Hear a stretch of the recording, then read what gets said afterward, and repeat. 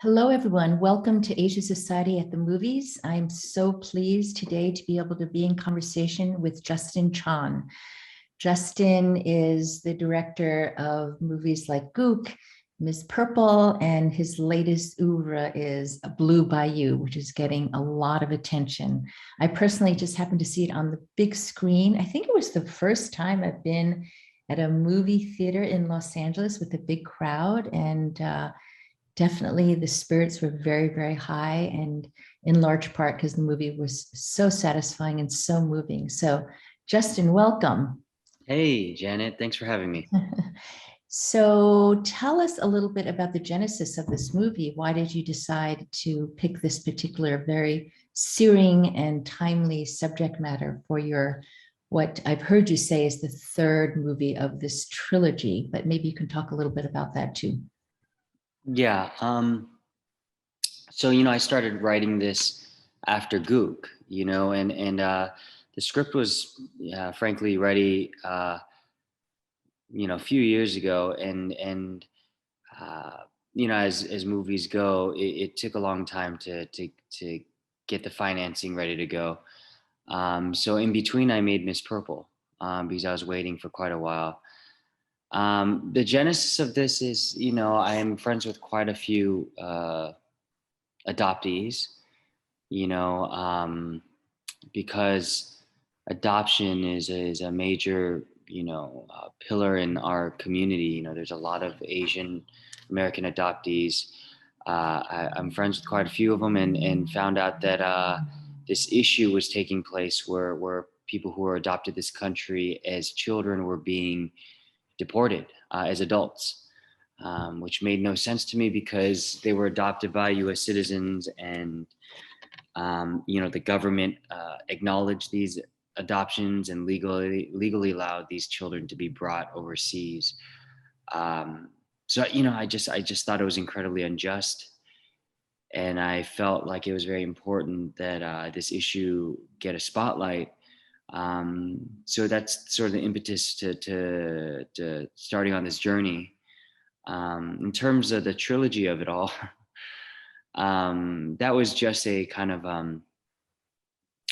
a sneaky way for me to get the movie going because the script was ready, and the company that I was working with, I just, it's not like they didn't want to make it. It was just, sometimes things take longer because there's a lot on their plates. And I, in the press, while I was doing Miss Purple, I mentioned in an article that this was actually part of Miss Purple was part of a trilogy, and the third part of the trilogy was Blue Bayou, and it was going to start shooting that June. So I got a very interesting phone call after that that that interview released, and I was just like, are we going to make this or not? I want to make this now.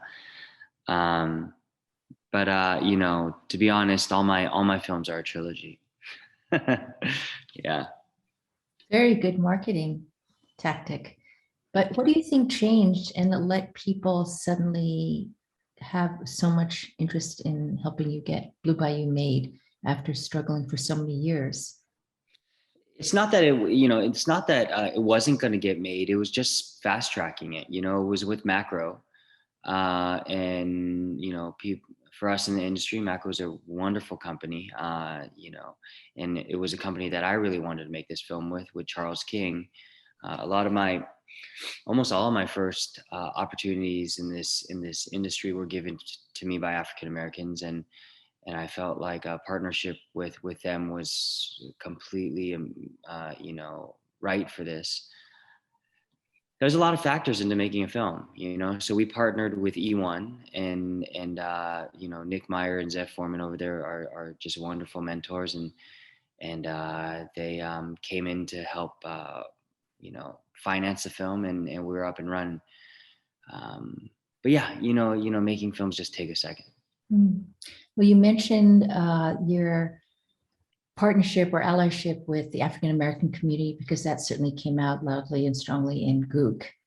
Mm-hmm. And I feel that you've done a really good job in bridging different communities In Blue Bayou, you play a Southerner with a very convincing accent. You're all tatted up. Is this something intentional? And this movie and Gook in many ways have a lot of obviously social issues, whereas Miss Purple was more internal about family. How do you weigh the two factors? Not that they're not related, but it seems like you have been able to really swim in different pools when it comes to the kinds of movies you want to make. Yeah. There's mainly two factors I look at when I am deciding whether or not to embark on a journey for a film, and mainly being, does it bring empathy to our community, the Asian American community? Does it bring understanding, compassion to us? And secondly, does it show how we can coexist in this country? So it's the reason why my movies are very inclusive and doesn't just have just one ethnicity. You know, it shows how we are part of a whole, and other minorities are represented on screen. You know, Miss Purple was, you know, had a huge sort of Chicano storyline and a Mexican storyline. Gook was African American. This was, you know, it was in Louisiana, so you had Cajun and Black and you know a number of minorities, but I didn't feel necessary to call them out. It just is part of the fabric of the world. But ultimately, yeah, I'd like to see films that are just, it's not spoken about, it just is, you know. And another thing is, you know, it's about normalizing the way we want to see the world without having to bring so much attention to it. That's just a word that I hear a lot about and think a lot about when it comes to our community. Is what we really want is normalization. You know, no longer are we just the exotic martial artist or the super rich comedian or the whatever. And I think your films really exemplify that. We're people and we're found in very different situations, challenging and whatnot. And so I really applaud you for that. I can't help but talk about one of the stars of your movie, that girl, your stepdaughter. Tell me about how you found her. You were extraordinary. Of course, Alicia Vikander is amazing, but this is a newcomer and a surprise. Tell me about her. She really has quite a special quality. Yeah. You know, Sydney Kowalski is her name, and I wanted a girl who felt real and authentic and not a performer. You know, it was really important that she felt that way, so it would lend to the authenticity and the realism of the film. You know, this film has sort of a docu-style rawness to it.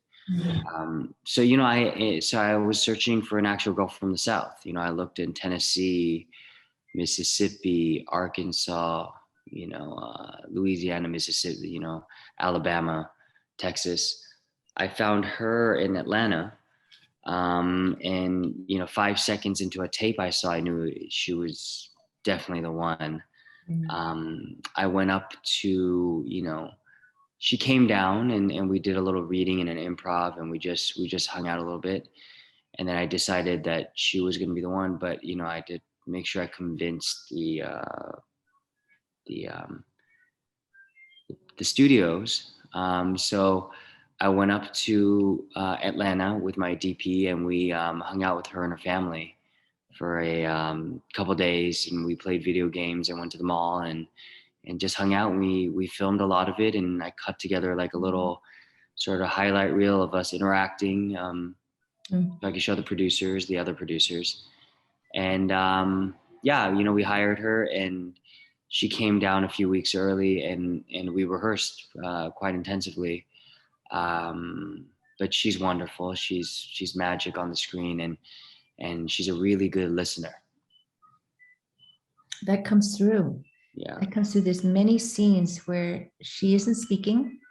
She's absorbing, she's watching, but there's so much depth in her absorption and reaction. And I think it's something that is probably hard to teach, Mhm. to tell a child, to listen well.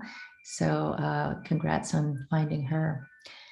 So back to the subject matter of your film, what should be done these days if you're able to speak about it? You've done so much research about these individual cases, and what really needs to happen? Is there anything going on in Washington that leads us to believe that this issue is being taken seriously? Yeah, so there is the Child Citizenship Act of 2000. So it grants automatic citizenship to adoptees adopted after the year 2000. It's not retroactive. And there is a new bill that they're trying to get through. I think it's called the Citizenship Act of 2021. I believe that's what it's called. And it's a bill that's trying to get through. Um, but, I mean, I'm not terribly political. I couldn't tell you the process to even how a president, gets into office in terms of all the steps it takes. My job is to tell stories and to bring humanity to certain people like Antonio and the adoptees going through the process of deportation, in hopes that it brings attention. And what I do know about politics is that the more attention legislation gets, the more likely it'll be dealt with. There's so many sort of things being passed and people trying to get through that you kind of need to make a bit of a stink, and I know that they're trying to pass this bill right now.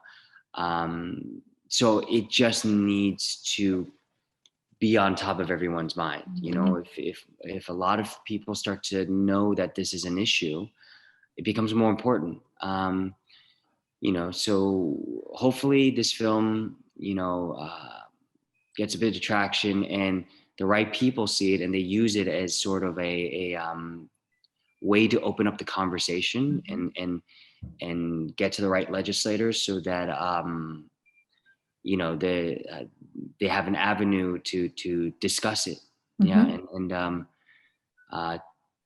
so I hope, like with this film, that during this whole sort of release process, we've been talking about taking it to DC and screening it there and getting the right people in the room and you know, uh, going that way with the plan of attack. It was one of the biggest reasons I went with Focus for this, because they do have a track record of doing this. When they made the film Boy Erased, about gay conversion camps, they were able to get on the floor and even 2 years later, Peter Gajowski told me that they're still, talking about the film and it's helping. So I hope that this film can do that for the adoptee community. That would be incredible. I was just going to say, are there plans to take it to Washington? Because it's one thing to talk about an issue, and it's another to experience it on a visceral level. Yes. By watching a movie and seeing these characters and getting emotionally involved. Yes. And I can't imagine anybody seeing this film and not wanting there to be change for something so absurd that it's quite unbelievable. So yeah, good luck with that. I'm so sorry, I'm jumping around because I forgot to ask about Alicia. I meant to talk about Sydney and then Alicia. And she is an actress that many of us highly, highly admire. How did she become involved in your project? Alicia Vikander is incredible. She's just magic and has no bounds in terms of her talent. She's I think on probably everybody's top 5 list in terms of people who they want to work with. And I always thought it'd be very interesting to have non-Americans play particular roles. Not every role, most of these roles are actual. Some are real people, like Merck. I found him at a vitamin store. They're real people from that area. And then you have Parker and Kathy, which are the 2 lead female characters. And I thought it'd be interesting if we cast non-Americans, because I think there's this idea, there's something interesting there to examine when a foreigner plays an American, they are making intentional choices about what aspects of an American they want to highlight and play. So, I had seen Alicia's first movie, a Swedish movie called Pure, quite some time ago, and it was a long time ago, and that movie always stuck with me, and I always felt like she had so much passion and fire and fervor, and she just had so much humanity, and ultimately I wrote her a letter, and I told her about how I felt, and you know, upon reading that I had seen Pure, she immediately wanted to talk to me. So we zoomed, and I said, let me ask you a question. How often do you get offered roles for blue collar sort of salt of the earth Americans, or just anybody who's salt of the earth? And she said, never. And I said, uh, exactly. That's why I think we should do this together, because I feel like you would just bring so much life to this woman and this family, and you get offered these corset dramas all the time, and these period pieces, but this is about real people and that are now, and so she felt that it was something that she wanted to do and was excited to do. So that's how it all happened, and she came aboard, and it was nothing but a pleasure to work with. Was she committed before Macro got involved, or was it after we were able to? Macro's always been involved from the very beginning. They Yes. commissioned the script. I see. So they, me and Macro have been on this journey for a few years, but Mhm. Alicia was maybe a few months before we started shooting. She came on. Mm. Well, I think there's something to be said for that, for a non-American to bring fresh eyes onto the subject matter. So many of the best films about America, I think, have been made by non-Americans. Mm. And the other advantage I think you actors who are also directors have is that you know how to talk to actors. And that's such an essential thing, and what really moves someone to take on a role. So the way that you introduced the project to her, and I think sounds like something that an actor would know how to do. And I've always been very interested. It seems to me that there really are so many actors. I just heard Francis Coppola speak with Matt Dillon recently at the Telluride Film Festival, and they talked a lot about that, how actors are able to bring some, they're used to the rhythm on the set, and they know the mindset of other actors, which is obviously key ingredient. Writers often sit in the rooms, not to say writers haven't made great directors too, but you are like a quadruple threat at this point. Do you plan to continue being a writer, actor, producer, director in most things that you want to do? I mean, the thrill of having control, but also the stress of having all that control. How do you think about that? Yeah, I love each of those disciplines. They're its own job. Each one of them, it's its own job, and but I think for a movie like this, to make sure that it stays pure and the purpose of the film isn't diluted, wearing all those hats, I think, help keep the integrity of it at the utmost highest level. But as for the future, acting. I love acting, but I'll act when I get invited, and it's the right sort of thing. I think in the last few years, I've slowed down quite a bit, but I did that movie with Wayne, Coming Home Again, and that's because it's Wayne. It's kind of like an interesting sort of pairing.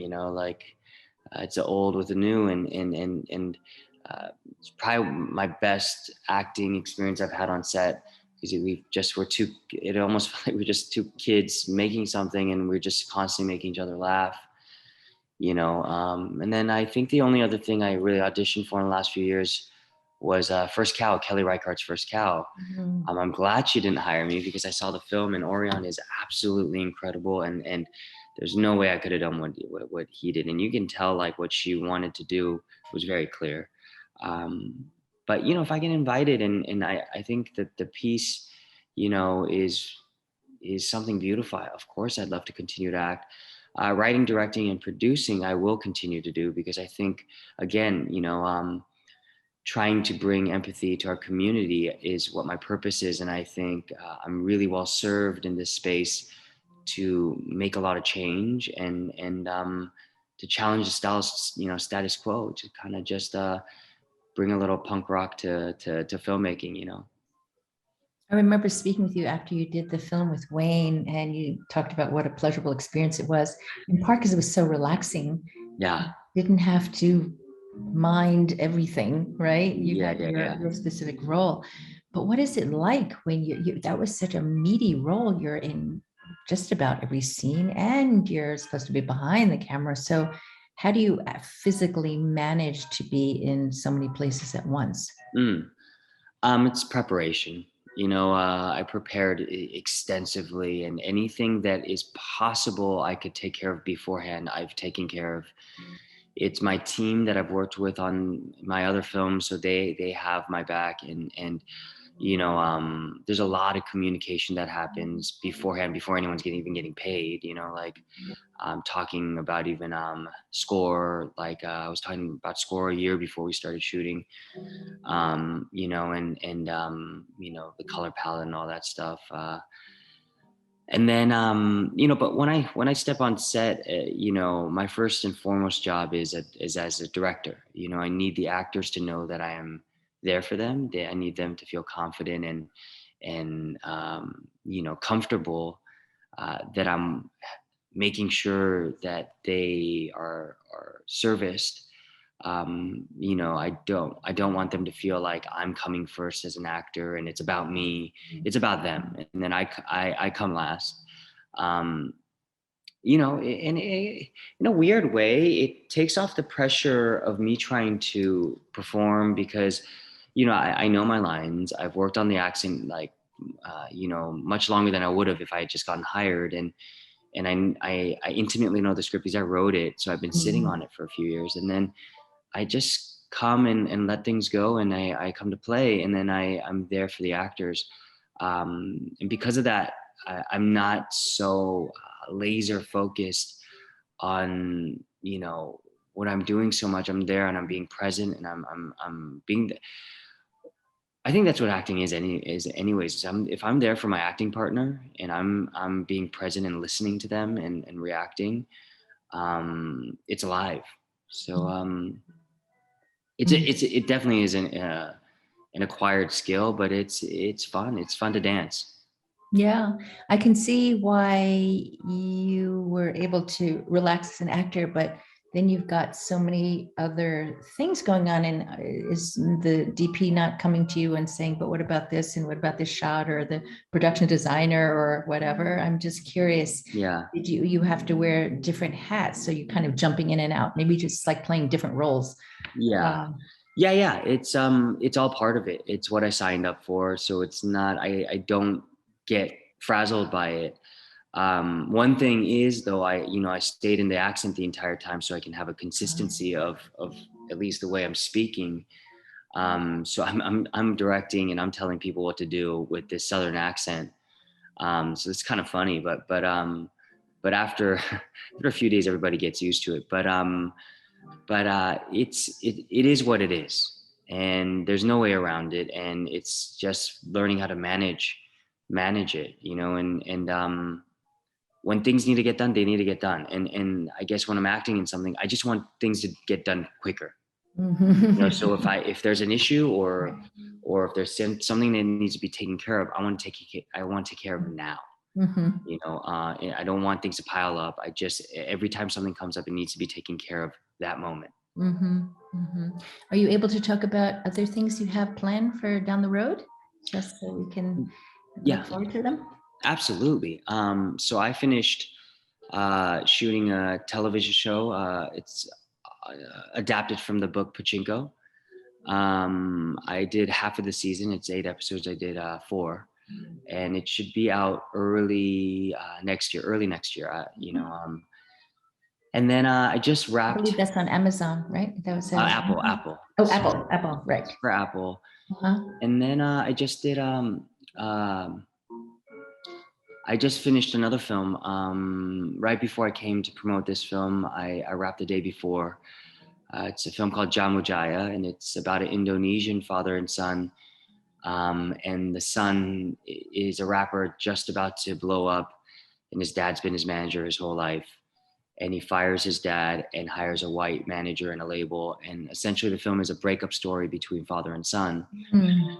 The son is played by Rich Brian, and this is the other thing is I believe that in line with bringing empathy to our community, we need to service our community as a whole, not just our own ethnicity. So I've done 3 sort of Korean American stories. Blue Bayou was partially a Vietnamese story, but I think I need to use my platform to highlight other stories. I feel like the Southeast Asian community is being underserved and haven't really been had a chance to have their stories exposed in U.S. cinema. So I think it's important that I tell other people's stories too. I also think that if we respectfully tell other people's stories as well, we'll become much stronger as a community, because there'll be a lot more understanding, rather than just being so focused in on just our own sort of stories. But that's what's coming next, and beyond that, I have no idea. There has been a sea change, I think, about how the community has come together. Have you Yes. noticed it? I mean, and you've been a big part of that. And I do feel these days that we are in a better place. We have more strength in numbers. I'm often asked, oh, can we cast a Korean American for a Chinese American or this or that? And I think that, I say as long as it's very convincing, it's not convincing to have a white person play an Asian person, Yeah. but that I like that we've been able to put some differences aside and be able to say, we really have much more of a shared experience than we do differences. And it's fantastic how you have been able to highlight different communities. That Vietnamese woman that you brought into Blue Bayou, that was a very touching storyline. And that seems perhaps intentional that you wanted to show that. And it was great to hear Vietnamese spoken, and it seemed very, very authentic. And I think the rest of the world really needs to see that this kind of organic coexistence of these different communities. Right. Oh yeah, I think that we're relegated to the allowance of one per film. It can either be just a Chinese story or just a Korean story. Rarely do we get to see ourselves interact on screen, and learn from one another and coexist, and why is that? We should see ourselves being in the same spaces, and also differentiating who we are in a beautiful way. So it was definitely one of my intentions with Blue Bayou, was to see these adjacent Asian cultures relating with one another. Right. And it doesn't have to take away, we No. can continue to be as authentic as possible and be able to incorporate other cultural stories, and they don't diminish the ones that you want to tell. So I believe we've just about run out of time, but it's been so lovely to speak with you. Thank you for what you've done for the world of filmmakers, film lovers, and our community in particular. It's really a pleasure. I wish you the best of luck with this film as you take it out into the world. Tell everybody when exactly it opens and what the plans are, how many theaters perhaps? It's in theaters now. It opened the 17th, and it's in every major city. It's wide, so it's in a theater near you. So please, check it out, share it with your friends, and also talk about the issue. These adoptees are being deported, And the more it's conversed about and talked about, I think there can be a groundswell and sort of a momentum for something like this to change.